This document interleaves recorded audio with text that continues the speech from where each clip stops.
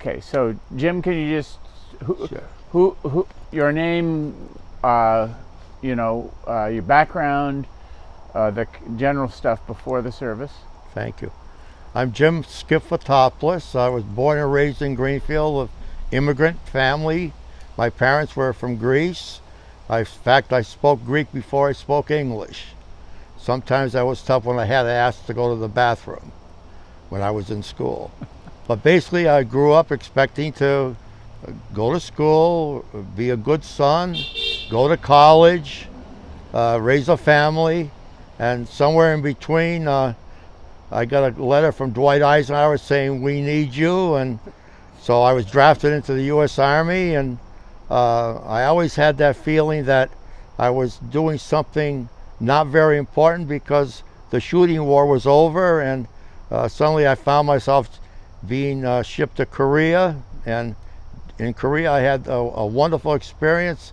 I met a general who was on the Bataan Death March. He was a lieutenant, second lieutenant, aide de camp to Skinny Wainwright. And my time with him, he knew I was going to be a school teacher. I had graduated from Fitchburg State University.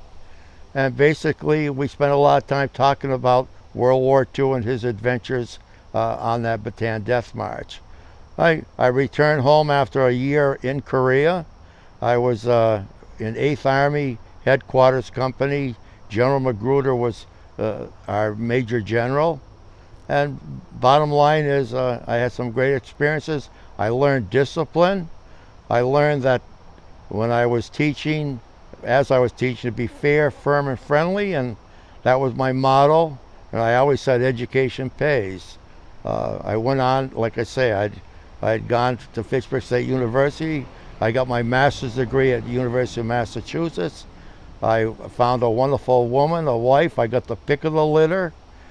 We had 2 children, and basically I stayed in education for 34 years. And when I came back to Greenfield in 1960, I had applied for jobs teaching, and the superintendent of schools from Greenfield wrote and asked if I could come for an interview, and I said, "Only if you know Dwight Eisenhower."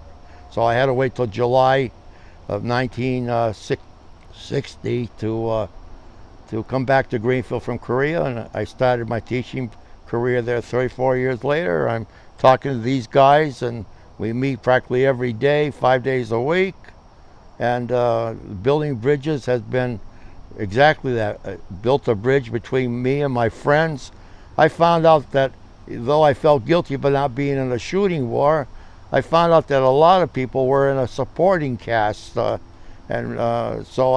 I felt that there was a camaraderie there because I have a connection with those guys. I learned that in World War II, it took 26 people behind the lines to support 1 infantryman. So the U.S. Army taught me discipline, and as I said before, I just lived a great life and had a great family, and we live in a great country, and I'll forever defend it.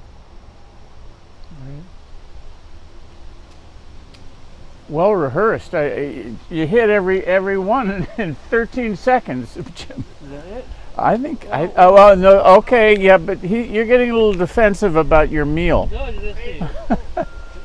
Well, I never, in a Greek family, we had Greek food, and hot dogs and beans became my favorite at the building bridges lunches.